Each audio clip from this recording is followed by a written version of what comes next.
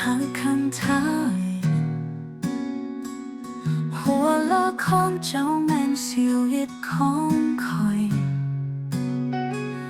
เสื้อในเจ้าคือกระเป๋าที่สดใสแต่มือนี้เจ้าได้หันหนีไปไกลคอยให้เจ้าทำหัวใจของคอยเจ้ายังจะลอยอดคอยด้วยหัวใจที่มืดมัว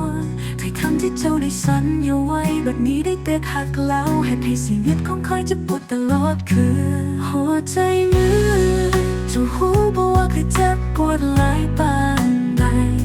คอยยังคิดหอเจ้าความหักของเจ้าหายไปถึงแม้ว่าน้ำตายังไหลมาเลยถือคอยยังหักเจ้าถึงแม้ว่าเจ้าบ่ได้กลับมา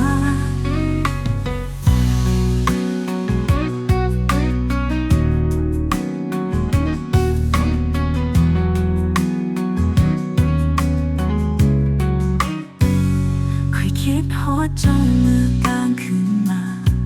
หัวใจคงเคยเจ็บปวดและหายใจยากอยากถามพระเจ้าว่าเป็นยังคืนนี้เพราะคอยหาหัวใจมือหัวใจมือเจ้าหูบอกว่าเคยเจ็บปวดหลายปานใดคอยยังคิดฮอดเจ้าความหักของเจ้าหายไปถึงแม้ว่าน้ำตายังไหลมาเลยถือคอยยังหักเจ้าถึงแม้ว่าเจ้าบ่ได้กลับมาถ้ามื้อหนึ่งเจ้ากลับมาหาคอยเสียแล้วในอากาศบ่เพียงแต่เพลงนี้ยังอยู่ในอากาศอยู่กับความหักที่เจ็บปวดที่สุด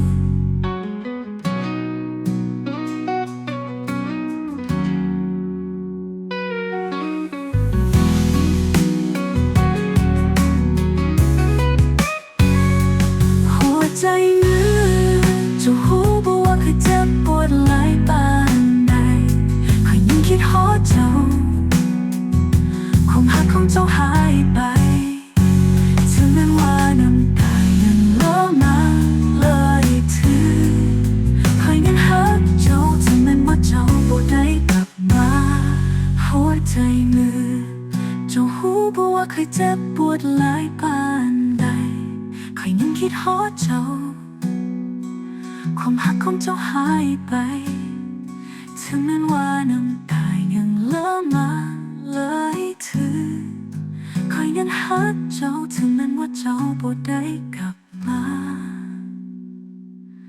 หามือหนึ่งเจ้ากลับมาหาคอยเสียแล้วในอากาศบอกเพียงแต่เพลงนี้ยังอยู่ในอากาศเกี่ยวกับความหักที่เจอ